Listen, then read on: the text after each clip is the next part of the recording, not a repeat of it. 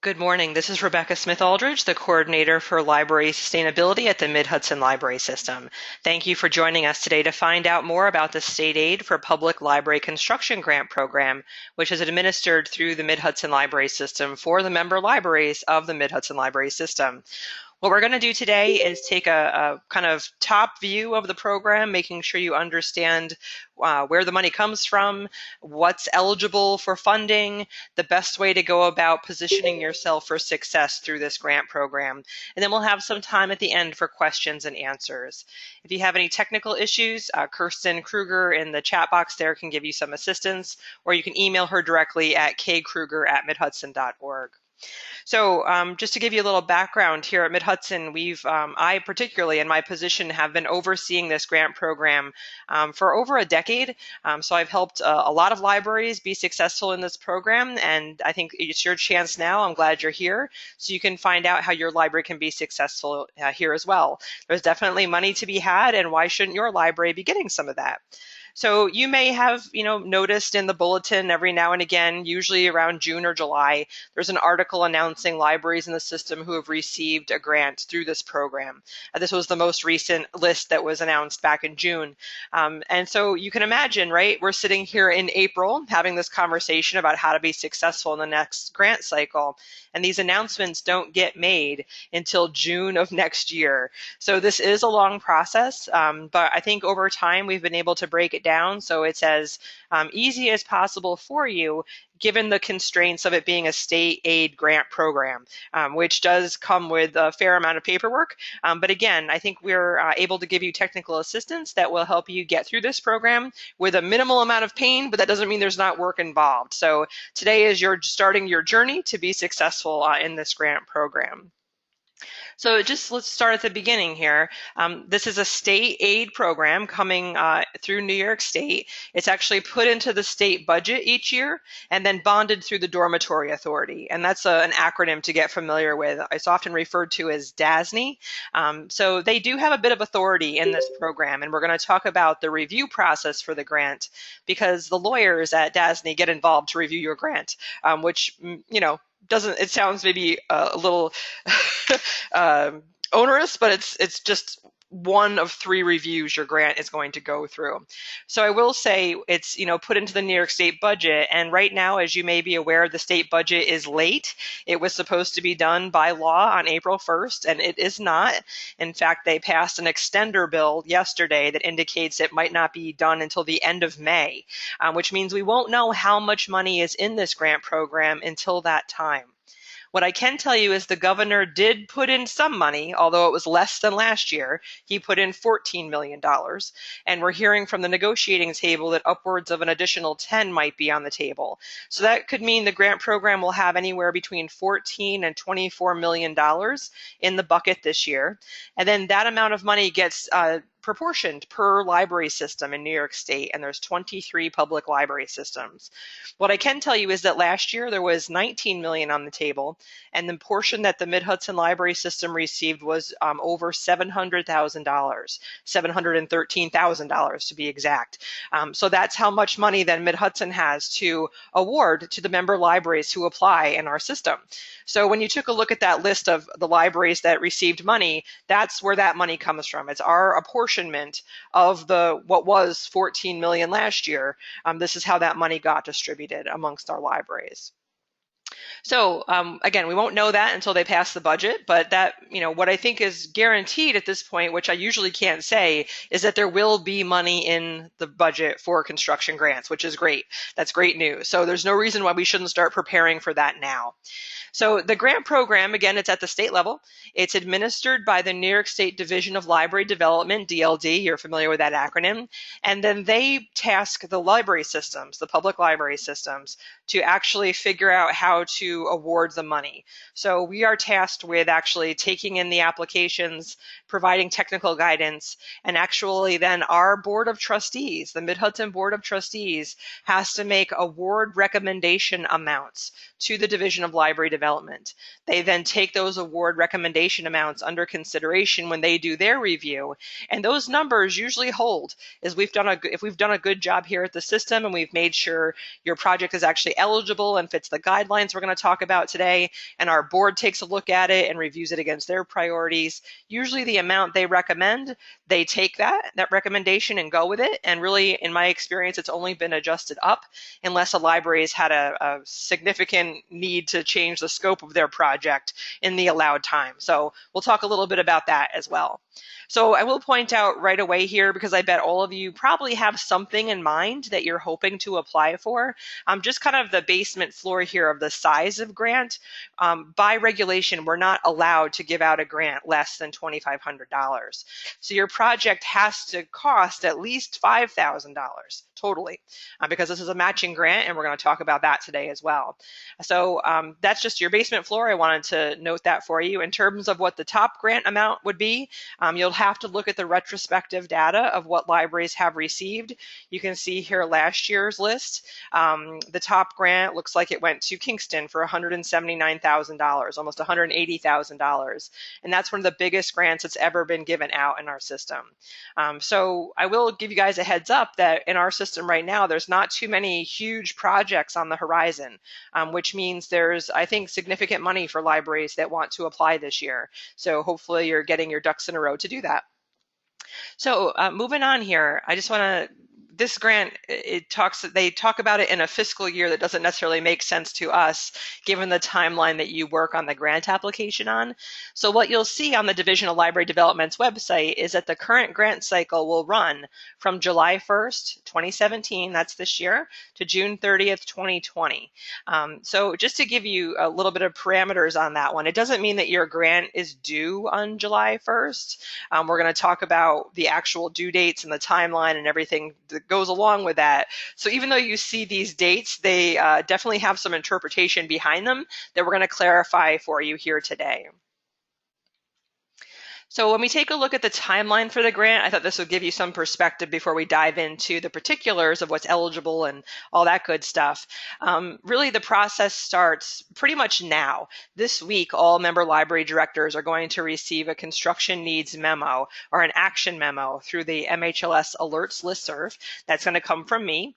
And all directors get that. And all directors, regardless of whether or not they're applying for a grant this year, are expected to fill that out, because we use that memo for two reasons. One is to estimate the full construction needs in our system to inform advocacy efforts at the state level. That's how we went from $800,000 to $14 million. That's how we went from $14 million to $19 million last year, by making the case that there's a need. So we need everyone to fill that out. And then the second part of the memo is for people like you who might be ready to apply for a grant this year, to indicate, yes, you'd like to apply, and here's what you're thinking of applying for, so we can immediately start helping you shape your project for success. So that construction memo is going to come out this week and is due on May 19th. So you've got plenty of time, I think, to fill that out. And then sometime in June, and this is something not under our control, the state will open up the online application portal. So this is an online application, which is a bit of a misnomer. Part of it you fill out online, and a bunch of it is paperwork that you download, fill out, scan, and upload back into the online application. So we'll take a look at all the components of that application so you have a feel for that as well. Once that's open, June through August, we'll provide technical assistance to you, both in terms of hands-on workshops, and you can set up one-on-one consultations with me, either online, by phone, or in person, really just to get that application done, because it looks intimidating if you haven't done it before, and it's really not quite as bad as it looks, and I can help you maybe cut down on the stress during that process. The grant application will actually be due in August. It's going to be due in August to Mid-Hudson. So again, when you look at the Division of Library Development website, they'll have a deadline on there that's actually what's called the system deadline. That's the deadline that we have here to have processed all of your grants, and our board will have to have gone through its process to do its recommendations for your award amounts. So we have a lot of work to do between when you give us your grant and we put it up to the state for consideration. So stay tuned for that date. We'll have that done probably by June, when we know when our deadline is. Then we can walk backwards and create your deadline for that. But I would say in the past 5 years, it's been in August, so that's a pretty strong case that it will be again in August, probably early August. So you'll have about a month and a half to 2 months to fill out the application. So in September, our board will then take a look at recommendations from a committee of our board called the Incentives Committee. They actually review your grants and rank them based on their priorities for the year, which we're going to talk about this morning, and then make a recommendation to our board of these are the grants we think really hit the mark, and here's how much we think we can give them based on where they ranked in our priority schedule. And then our board decides whether or not to approve that and move it on to the state. So then usually in October, we have a due date. So we have maybe 2 weeks to clean up your grant and get everything in order, make sure you're comfortable with the grant award amount, and get that up to the system. Now, at that point, it's out of our hands, and it goes through 2 review processes, one with the Division of Library Development, and then the next with DASNY, the Dormitory Authority that I mentioned before. Both of those agencies have to review every single application in the state before they get moved on to the next stage. So that process actually takes 6 to 8 months in our experience. So we see usually you don't know if you've actually gotten the grant until June of next year. So you'd get a letter from the state librarian congratulating you on getting the grant. So at that point, you can go live with it and do a press release and announce it. And you definitely would have the money, actually a cash in hand, about a month after that, and you get about 90% of the award amount right at that point, because they're actually behind their own legislated schedule at that point. So you actually get the full 90% instead of the legislated 50%, which don't worry about it. Just know that you'll get 90% probably about a month after your notification. So that's just to give you some framework of the timing that you have to work on things, because as we talk more today about what's required and what you have to get done, that gives you a sense of how much time you have to do the work. So I will point out that this is a competitive grant program. There's definitely more requests from member libraries than we usually have money to give out. So, if they give us that extra $10 million this year, maybe that won't be the case. Maybe we can fund everybody fully as much as everyone needs. But I have to say that that's not been the case in the past. And we hold out hope that it will be the case in the future, that we can award everybody everything. But you want to probably prepare for it being competitive, just in case. Say the capital money doesn't come through this year and we don't have as much as we need to fund everybody, you want to position your grant as competitively as possible. So I think that's why you're probably on this call today, is to make sure you understand how to do that. So I'm going to just point out that a lot of items that we talk about today will have an asterisk next to them, and that indicates that either more information or a document or something you would need for the application is available through our website, and this is the web address, midhudson.org/NYS Construction Grant, and that will get mentioned a few more times. I just wanted to make sure you knew what that asterisk meant as we move forward this morning. So let's go over what's eligible and what's not eligible. I think that's the smartest place to start, given that's what you're probably anxious to know. This is defined in Education Regulation 90.12. So what the State Library or the Division of Library Development does is they took the regulation and they translate it into everyday language so we can all wrap our heads around it. So that's what you're going to see next, is a list of what's eligible and ineligible, so you can kind of isolate for yourself what you're thinking of what would fall into the eligible category. So under eligible, you'll see 2, I think, very obvious things. For big projects, people who are going to build a brand new library, they might have to buy land or buy a building to renovate. So those are definitely eligible costs. And definitely much of what's associated with new construction is eligible. The construction of a new library, construction of an addition to a current library. I know one of our libraries is thinking of adding on a room, just a programming room, and that's definitely an eligible cost. You can also, in these bigger projects, one of the things we'll talk about more, you might have a huge project that's going to take you a long time to do. You can actually get multiple grants out of that over the course of a few grant cycles by doing what we call phasing your project. So you'll see here demolition and site preparation is eligible. So if, say, you were building a new building, you could put in 1 year for just the demolition and site preparation. You could then apply in the next grant cycle if the timing worked out, and then apply for some other aspect of your project and perhaps get more money out of it. So if you are looking at a big project like that, and I know of the people I see on the call today, I don't think that's the case, but if you are, let's definitely talk about that to make sure you make the most of that. Of course, the biggest category of eligible costs falls under renovation and rehab of your building. So this might be when you are kind of re-envisioning what your library can be and do for the community, and you need to do a major renovation to make that happen.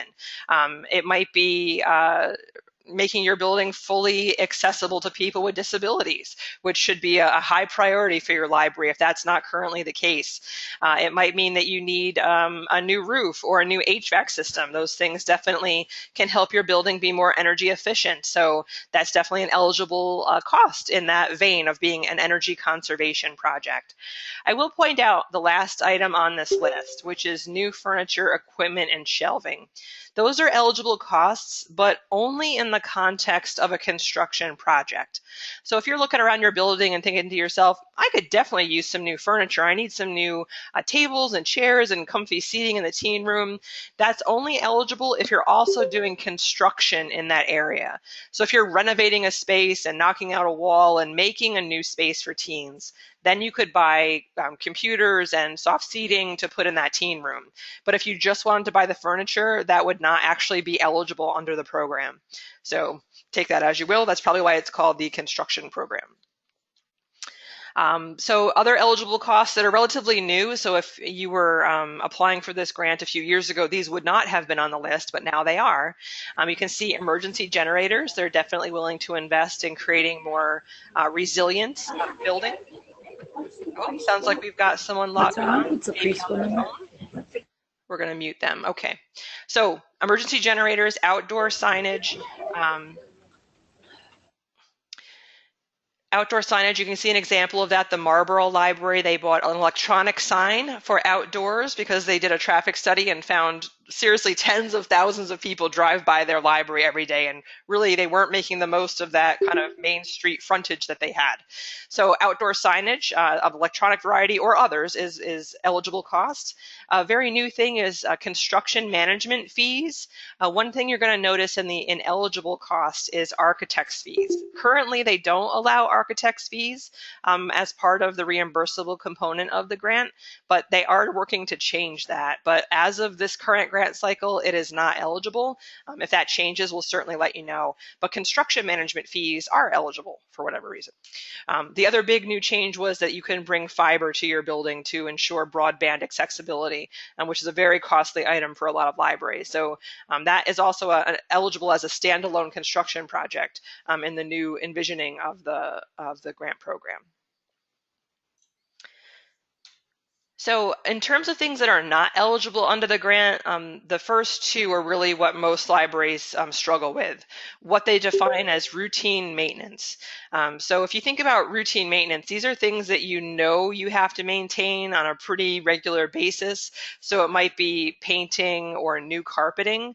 Those two things are only eligible if there's also construction going on. So if you had to knock a wall down and then you put up a bigger room, you create a bigger room with different square footage area and you want to paint that whole area the same color, then you can fold in painting to a program. But if you just wanted to paint the interior of the building to freshen it up a bit, that would be considered a maintenance activity and not eligible under the grant. So for the most cases, except perhaps with the broadband issue, you're really looking at hammer and nails construction going on. That's really going to be part of the scope of your project in most cases. So if something that you're looking to do doesn't have that component, most likely it's going to fall into maybe energy efficiency category, meaning you have to replace your roof or your HVAC system. Anything that doesn't fall into those two categories, be cautious about. Definitely make a time to talk to me to see if we can find a way to make what you want to do happen. But those are two pretty clear buckets of things that get funded. They fall into those two categories. The other things are, I think, less frequently come up, but they should be made known to you. If you had someone come in and do a space planning report for you or a master facility plan, those consultant fees would not be covered under the program. If you have a bond to finance your project, a lot of the big projects like Highland and Poughkeepsie, their projects are funded through public bonding. The finance charges may not be paid for through this grant program. Neither can mortgage payments in the same vein. You You also can't purchase books, other library materials, and oddly enough, you can't do landscaping. So again, that would be if you had a standalone project to reimagine the landscaping of your property, that would not be eligible. However, if you were perhaps installing a new walkway, a sidewalk, to make sure it's handicap accessible and safe, and because we have to dig up the area and then, possibly do some replanting, if you can fold it in with another project, we might be able to get it in, but landscaping on its own is not eligible. So I know you probably have some other questions about things that are eligible and some very specific things to your library situation. We're going to hold off on questions like that until the end because that usually is pretty specific to your library, but it might be helpful to other people, so we'll definitely entertain those questions towards the end of the program. So those are the eligible and ineligible costs. And as we mentioned, usually more requests for this money comes in than we're able to fund through the pot of money we get from the state, which puts our board in a tough position because they then have to rank the applications that come in and decide, who fits the goals of the program more than another application. So they've created what they call their funding priorities to help you see how to be successful. If you can cross-reference the eligible cost list, which we just mentioned, with the things we're about to show you, that really puts you up and gives you the ability to be successful in the grant program as far as Mid-Hudson is concerned. So the Mid-Hudson funding priorities, number one is you have to actually have eligible costs that we just went over. So that's kind of a prerequisite that you're actually applying for something that's eligible under the program. The second item the board is looking for is that what you're applying for is actually part of your own board-approved long-range plan or a prioritized facility plan, meaning that you guys, your board, your staff has done a holistic assessment of your building, your facility. You understand the work that needs to be done and why it needs to be done, and you're doing it in the right order.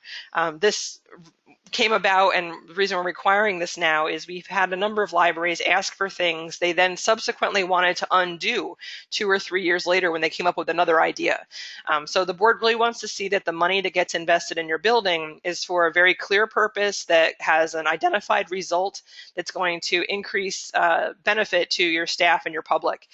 So that board-approved plan that identifies why you're applying for what you're applying for is something you actually will submit with the construction needs memo we talked about a little while earlier. That's going to be coming out this week. So even if you submitted it last year, we'll want to have you resubmit it in case it's been updated or changed at all. And then what you apply for should be embedded in that plan to make sure it's actually something that's going to make a big difference to your library, and your board is all in agreement on that because we're trying to stave off a couple of things. One, we don't want your board to change their mind after they get the grant. That's a very messy thing that can cause a lot of problems at the state level. Again, we also want to make sure you are doing something that's not going to get undone with a bigger plan that you might have maybe 12 months from now. We had a library once apply for, no joke, half of a roof. And that really wasn't feasible. And we knew it was going to get undone because what we could see coming was they wanted to expand their building, which was going to undo even the half a roof they wanted to do. So this just helps to set priorities for your own board. So when you're applying for something, you're really confident about it. You've thought about where the matching money is going to come from, and it's something that's really going to make a big difference. So it's going to have a big impact, and that's what you're proving through this particular requirement from our board. So the next component of their funding priorities is that your project must address at least one of the following 5 things. You only have to hit one, but if you hit more than one, you would get a higher rank. In a way, you could think about this as scoring points. If you could at least get one of these things, you're almost guaranteed funding. If you could get 2 or 3 of these things in your project, it means you'll get a higher percentage of the funding because you'll be ranked as a higher priority because you've hit more of the board's priorities. So there are explanations of what each of these things really means. For example, in the second one, you see an increase in access, and it specifically says access and not handicap access because the board is interested not only in fully accessible buildings for people with disabilities, but they're also interested to see if you can increase access and broaden your appeal to a portion of the community that currently doesn't have space in your library. So the example we gave earlier was that of a teen space. So for a library that doesn't currently only have a teen space, if your project incorporated expanding the library or renovating an aspect of the library that would increase your services for teens, but also now broaden your appeal and access for teens, you might be able to score 2 points there instead of just 1. So definitely check out the full explanation of each of the priorities. Again, you can find those at midhudson.org/NYS construction grant /. We're going to talk a little more about the last 3 because they have some particulars tied to them we want to make sure you're really clear on. But the first 2, really almost anything you want to do might fall into one of those 2 categories, if not both of them. So don't be deterred. Definitely take a look at how those are worded and see how you're going to frame your ask to speak to one or more of these 5 priorities. And that's really where the grant writing skill comes into this particular grant program. We're going to show you the application checklist in a little while, but that's where you actually do the case making. So when you think about how do you sell your project, you're going to sell it using some of the language you find here. And that's really just a big grant writing tip for you, no matter what you're applying for in any grant program, is when you're giving the funders words back to them so they can very clearly see how what you want to do is tied to their priorities, it makes it much easier for them to give you what you're asking for. So again, check out the language there. Let's take a little bit of a deeper dive into the last 3 things here, because the energy conservation one has some particular requirements to it. Before we mentioned that you could do a roof replacement, and the reason the roof replacement gets prioritized here in Mid-Hudson is because it speaks to energy efficiency. Almost any roof you put on your building is going to be more energy efficient than the one you currently have. So this is how we get around the issue of routine maintenance, because as we all know, roofs will age out. They have an end of useful life. So before, the state would sometimes not let us do roofs if we weren't able to make the case. They were also falling into the category of energy conservation. So in order for us to measure whether or not a roof is actually meeting energy conservation standards, we've adopted the Energy Star conservation standards. So if what you'd like to apply for you think would fall into that energy conservation category, again, this is probably going to be things like roofs, windows, your HVAC equipment, meaning like your boiler or air conditioning units. You want to make sure they're Energy Star rated and hitting these useful life energy conservation standards. You can download that document at the website we've mentioned a couple of times here this morning. But that's something to specifically cite in your narrative, especially if you're going to do a roof or HVAC equipment. How is it going to save you energy? What are the specific criteria or standards you're meeting under the Energy Star program?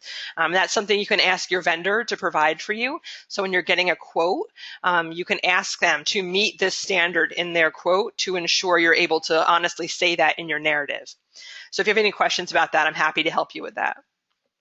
The other aspect of the energy conservation point we wanted to clarify for you is in years past, the board has required an energy audit and noted that the New York State Energy Research and Development Authority provides free audits. However, that free audit program ended at the end of last year. So the board is no longer requiring an energy audit from NYSERDA specifically, but they are expecting to see that if you're making the case for an energy conservation project, that it's done in the context of a professional's recommendations. And that's not like your roofer's recommendation. That means that someone has holistically looked at your building and identified where you would get the most bang for your buck to save money from an energy conservation standpoint. So if you haven't had an energy audit done in quite a while, or you can't tie what you want to do to an energy audit, it might be time to have a new energy audit done. There is a new program called FlexTech, which I can send you information on, which could reimburse you up to 50% of the energy audit costs. And that might be something to consider doing if that's an issue that you're confronted with for the coming grant cycle or something you want to plan for in the future. No time like the present to get that done. So disaster recovery is a new point that was added last year, so it's only the second year it's been on the list. So we just want to be really clear what we mean by disaster. And the quickest way to understand it is a disaster is a low probability, high consequent event. Meaning, if you think back to when Hurricane Irene hit our area and it caused major flooding for the Wyndham Library, that was a low probability, high consequent event. No one ever really was preparing for hurricanes to affect libraries in the Catskill Mountains. So low probability and a very high consequent event because it flooded the entire basement of that library and saturated the entire carpeting of the library. They actually dodged a major bullet there and actually didn't need this money, but that would be disaster recovery. Another example of that would be like the Putnam Valley Library, who, because of Hurricane Irene and the stormwater runoff, they actually compromised the bridges that connect people from the parking area to the library building. That was a low probability, high consequence event. High consequence meaning the public's access to the library was cut off or threatened. So in your grant narrative, if you're trying to make the case for disaster recovery, maybe speak to me about that so I can help you with it. But this is what we're looking for. You have to demonstrate how much of a warning you had for that, how big the impact was, how long the impact took place, meaning how long did the public not have access to services because you had trouble coming back from this disaster. So, again, this is actually might be a low probability that this would apply to any of our projects in the Hudson Valley region right now.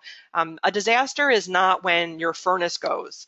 That's something that is almost to be expected in the general operation of a building. It's something that you should be planning for and saving up for over time.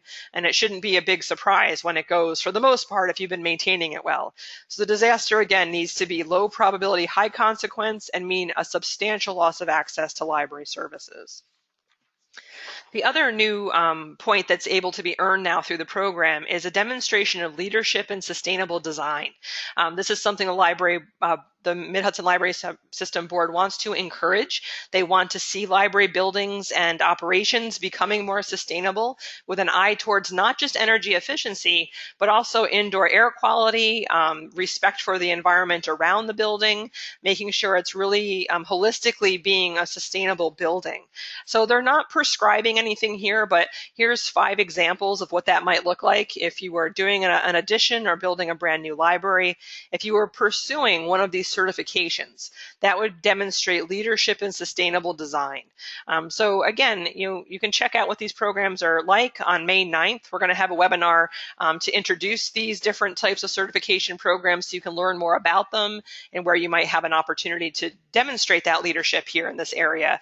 It's something that a lot of people pay lip service for, but the board's looking for demonstrated action in this area using accepted certified paths to more sustainably designed buildings, not just what you think might be more sustainable, but what we know has been proven and tested to be sustainable designed buildings that are producing better environments for learning and for workplace environments as well. So if you want to learn more about that, there's a webinar on May 9th here through Mid-Hudson.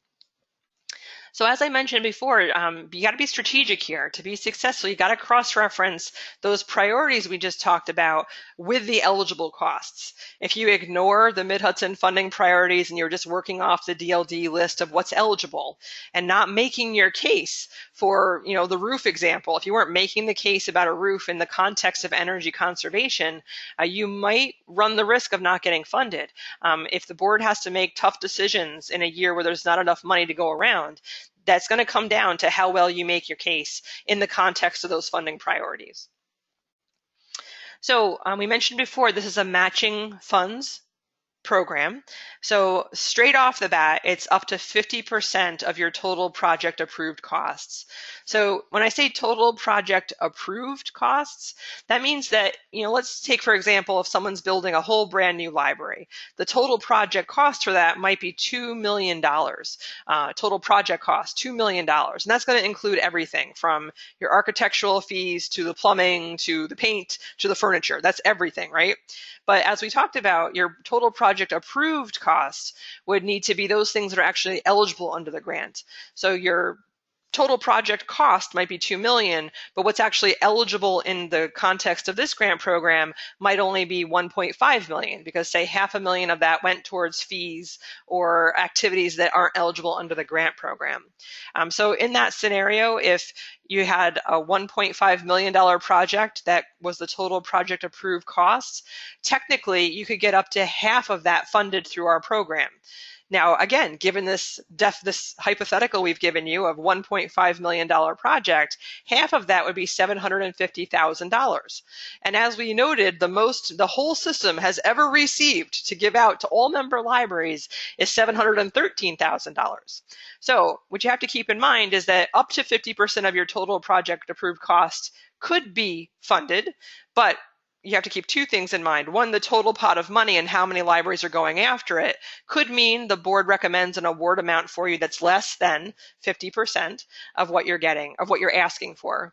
So we'll talk a bit more about that.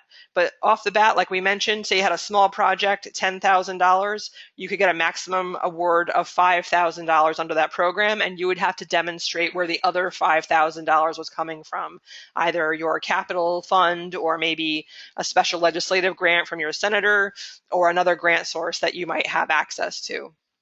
So plan for definitely demonstrating at least a 50% match, and possibly you may be asked to demonstrate a higher match if the board comes back with a recommendation that maybe is only 40% of what you had hoped to get. You would then, in order to accept the grant, have to prove that you had enough money, perhaps 60%, to cover the full grant amount. And so that's something you would have a chance in September once the recommendations get made. You would find out what the recommended award amount is. I actually send you a memo that says the board has recommended this amount, and would you accept the grant at that amount? So if it ended up, we had a really tough year where we had, 20 libraries apply, and the board wanted to try to give money to everybody, and the grant award came in less than you thought you could afford to match, you do have the chance to say no thank you. However, most libraries are pretty certain they can finish a project regardless of how much that grant money is, and that's really what we recommend libraries to plan for, is to have as much of the full cost available to you so you could match any amount that is recommended.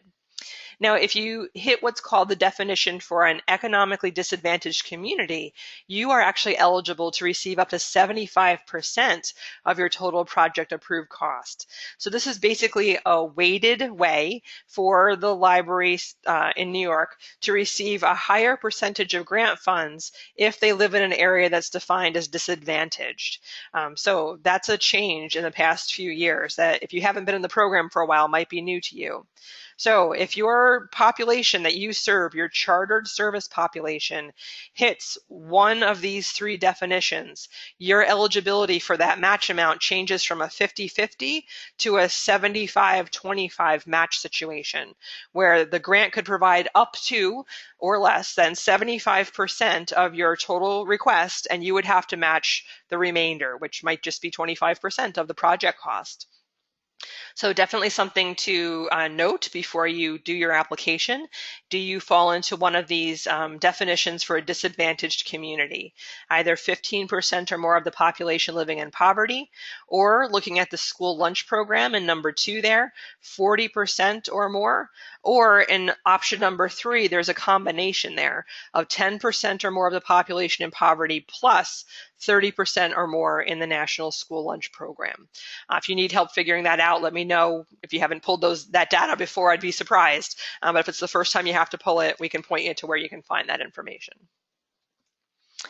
So again, I just want to stress here that there's a reality check here for the matching funds, which, if the state legislature and governor came to an agreement and gave, 10 million more to the whole program, this might go away. But historically, I just wanted to point out that, again, regardless of the recommended award amount from the Mid-Hudson Board, I just want to say it could be less than the 50% you're hoping for. And in order to accept the grant, you have to guarantee you could match it no matter how much that award is for. So definitely keep that in mind from a financial planning perspective before you put your application in. And if you're concerned about that, let's just have a conversation about it because you can definitely hedge your bets and put it in. But the reality check will come again in September when you see the recommended award amount to see where it lands in your hope of how much you're going to get. So just a reminder, again, looking at this timeline, we're talking about, the application opening up in June. It's going to be due in early August. You'll have in September an opportunity to say yes or no to the recommended award amount, and then we're moving forward. So hypothetically, let's say you're successful, you get that notification of award from the state librarian in June of 2018. How long do you have to actually complete the project? That's what we want to take a look at. So we mentioned before, this program runs from July 1st of this year to June 30th of 2020. So just hang it in here for a minute. This is why this is written out for you, and you'll have access to this. I'll send out the slides to you after the presentation this morning. Please note that if you've got something in mind that you're already working on, meaning you've already started work on something, that actually only expenditures that you pay out after July 1st are eligible for reimbursement under the program. However, if you've spent a little money already, you could use that to approve part of your matching funds. So say you were having renovation work done and you needed to get it done started in May, as long as you don't finish the project before the grant deadline, which is going to be in early August, you could use the money that you have paid out between May and August as proof of your matching funds. So that may or may not apply to your situation, but that's something to keep in mind as you plan your project. So again, nothing you've spent before January of this year could be included as either matching costs or as eligible to be reimbursed for. The other thing to take note of there, that end date of June 30th, 2020, when you get your notification that you've been awarded the money, you'll then be required to file a progress report about a year later. So in July of 2018, you'll be expected to report on how things are going, and you'll have to guarantee that your project is going to be done by July of 2019. And if you can't do that, you have to formally request an extension to max out this deadline of June 30th, 2020. So that, I think, is a little confusing when you start getting the paperwork and those dates don't seem to match up with this particular span of dates. That's why, because they want to maximize the chance of success that you're going to finish the project on time, which is a very big deal. We never want to give money back. And that's, when I say that, I mean because that could and not just compromise Mid-Hudson, but could compromise the entire state program if they're not able to demonstrate they've spent all of the money that was assigned to them through the state budget. And as you guys know, we work extremely hard to advocate for this money. So everyone in the state pulls together to make sure every drop of it is expended. So your time to question whether or not you can get this done is September of this year. If you at all feel doubtful you're not going to be able to do it, that's the time to say, I'm out. I can't make this happen. Because if you get to July of 2019 and you're like, nope, we can't get this done, we are unable to redistribute that money or give it back. So that's a very dangerous thing. And we did have one library do that a number of years ago, and it caused a statewide panic. And I never want that to be Mid-Hudson Library's cause again. So please do take those dates seriously. And when you're given the opportunity to say yes or no in September, be very realistic about your capacity to get the work done. All right. So you don't have access to the application right now. The portal is not open, but I did want to give you a sense of how many components there are to it, because it can feel a bit overwhelming when you start the application process. And it's a portal that's been created by the state of New York. It's a little glitchy. It's kind of frustrating to use. And so we will definitely do a hands-on technical assistance support for you to walk you through the application portal so you understand it. You see how to download stuff. You know what needs to get uploaded and what doesn't. So I'll just point out, in a traditional grant application, you might do the first two things, right? You fill out an application form, you write a narrative that explains what you're doing and why you're doing it. Maybe you have some letters of support. However, there's another dozen things you have to have done. These are all a variety of different pieces of paperwork that have to be signed by either a board president or the library director. These are things that you may or may not have in hand, meaning your contractor quote documents, or if your building is more than 50 years old, you have to have approval from the State Historic Preservation Office. So what I'm going to do for you is prioritize what you want to work on immediately, because they are time-sensitive things that will be required once that grant portal opens up, that you could be getting done now. So right now, you're going to be thinking about getting your quote figures for the project. So making sure you've got enough time to get enough quotes that you feel confident with the one that you're going to use as the basis of the amount that you're going to apply for is a pretty solid number. So I've definitely had libraries in the past only get one quote throw that in for the application, and then when they actually go out to bid, the number comes in wildly different, either above the amount they had thought it would be or below the amount they thought it was going to be. So give yourself enough time to get multiple quotes if you can. Unfortunately, you can't use an architectural, your architect's estimates, or if your architect has a cost estimator on staff, that's not acceptable. It actually has to be a bid or a quote from an actual contractor or the vendor that's going to be doing similar work. And I say similar work because at the end of the day, you don't have to go with the contractor that provided the bid or the quote. But again, you want to be reasonably certain that that quote is valid and would hold up at the time you're going to be actually doing the work. So the other thing that could be time sensitive for you, a lot of library buildings in the Mid-Hudson region are pretty historic, either from a historic register perspective or just by an age factor.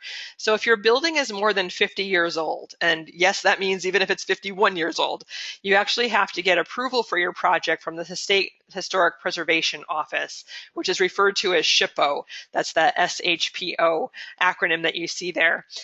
They legally have 30 days to respond to you.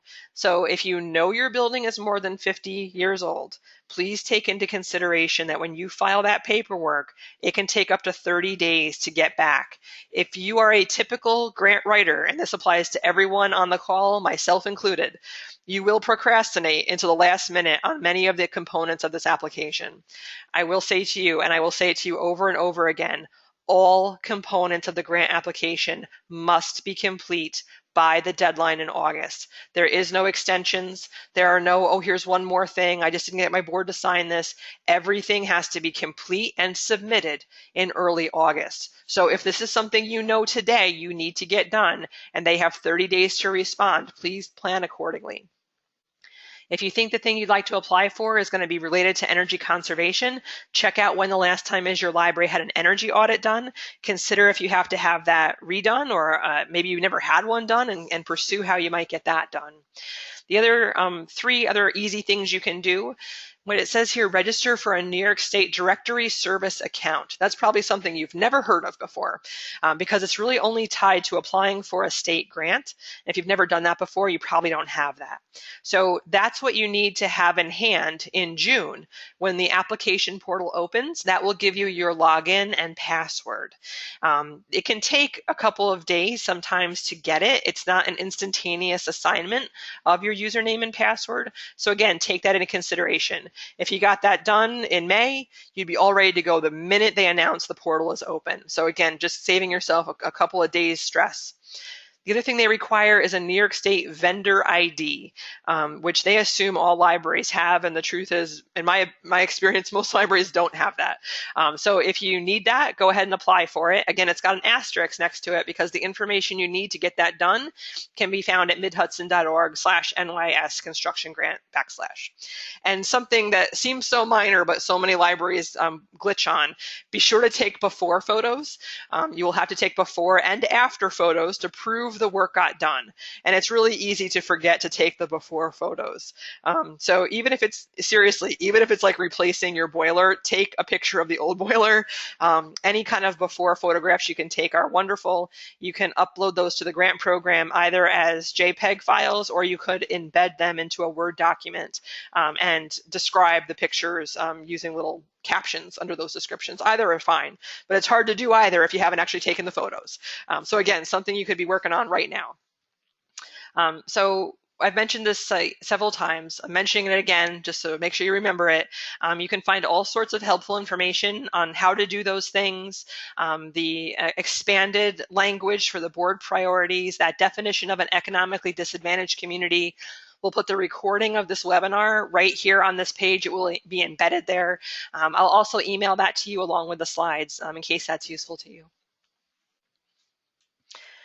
So coming next, you'll see the memo coming out this week, and then you'll see announcements of the technical assistance opportunities. So if you're going to be applying, how to register for a hands-on workshop and sign up for one-on-one consultation.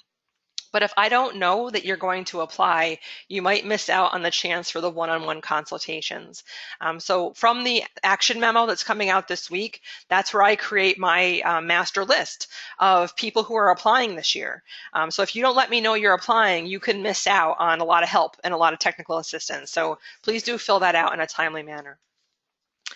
So I know you might be laughing that I'm saying this and you're thinking, oh, it's April, it's no big deal. Seriously, don't procrastinate on this particular grant application. I'm not just saying that because I'm the person that has to chase you around and get everything from you for the application. There's some things I can't help you with if you don't have them done on time. So please do yourself a favor and really take seriously those things I pointed out, like the SHPO approval and your contractor bids and contractor quotes. As many of you know, when you call up a contractor, particularly as the weather gets better, they're very, very busy, and getting them to come on your timeline doesn't always work out. It's usually on theirs. So please give yourself enough time to get some of those various components together and on time, so you're not sweating it on April or August 1st when the application is due in a few days and you don't have some of these critical things. I definitely won't say I told you so, but I will point you back to these lists and these checklists that you've had access to. So again, do yourself a favor. If you talk to anyone who's applied for this grant, that's probably the number one tip they're going to give you. So you guys know how to reach me, of course, if you have questions and issues, but I'm happy to take any questions you might have now. If you want to pop those in the chat box, I'm happy to answer them on behalf of everyone. If you'd like to set up a time to talk at some later date about your specific project, that's also fine, whatever works best for you. But right now, please feel free to pop something in the chat box, and I'm actually going to test this idea here and unmute us all. If you'd like to ask your question, we can do that verbally as soon as I click this button, I think. Nope, it didn't work. So you're definitely going to have to put your question in the chat box.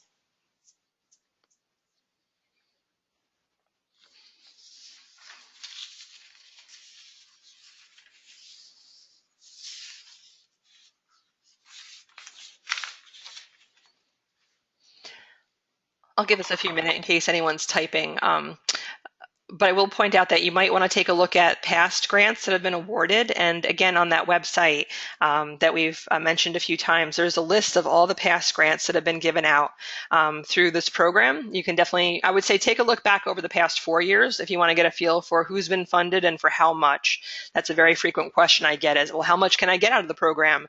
Well, it really varies from year to year. That really depends on how many libraries apply, how much money is awarded to us through the state. And it also, unfortunately, it depends on the quality of your application. Have you put the time and energy in, particularly to what we call the impact statement of the narrative? That's what our board takes a look at to make sure it's tied to your board's priorities, our board's priorities, and what's eligible under the grant program. So those three factors really, I think, influence how much money you could actually get through the grant program. All right, so we've got a question here from Dawn. We were told by the state parks that even though we are considered a historic site, we have to get their approval. Is SHPO the same thing? Dawn, yeah, it is the same thing. So that's SHPO stands for the State Historic and Parks Office. So they may have issued letters, and I know they have issued letters for your building in the past. You just have to take a look at what the scope of the project was they issued their opinion on. So sometimes when a library reaches out to the State Historic Preservation Office and says, you know, we're a building that was built maybe in, you know, the 1950s and we want to do X, Y, Z, and they take a look at your building and they're like, this has been modified so many times over the year, it doesn't matter. Anything you do would not have an impact on the historic nature of this building. However, in a building like Red Hook's, where Dawn is, if you're in a building that's built in, I believe it was the 1860s and is an octagon historic building on Main Street, they're going to look a little harder at the work you're going to do and whether or not it compromises the historic character of that building. If you've gotten previous letters from the State Historic Preservation Office, which you might find in the files of the library, that has allowed projects to happen year after year, that definitely helps your case that they'll probably say yes to what you want to do this time. The difference sometimes is if it's exterior work versus interior work. So I would say you definitely want to get their approval on the specific work you want to do under this grant program. You could use a letter from a previous year, but it would have to very explicitly be tied to the work you want to do this year.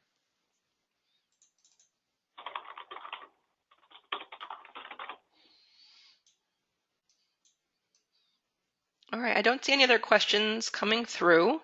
So again, you guys know how to get in contact with me, and you can watch for those announcements of first the construction needs memo. That's what's coming out first. And if you get that in and you'll be on the list, you shouldn't miss any future communication about help that's coming your way on the grant program. So thanks again for taking the time to join us this morning. As the person that has to sift through all the paper, I really appreciate that you took the time to learn about the parameters of the grant before jumping into the deep end on the grant program. So again, thank you so much for your time this morning.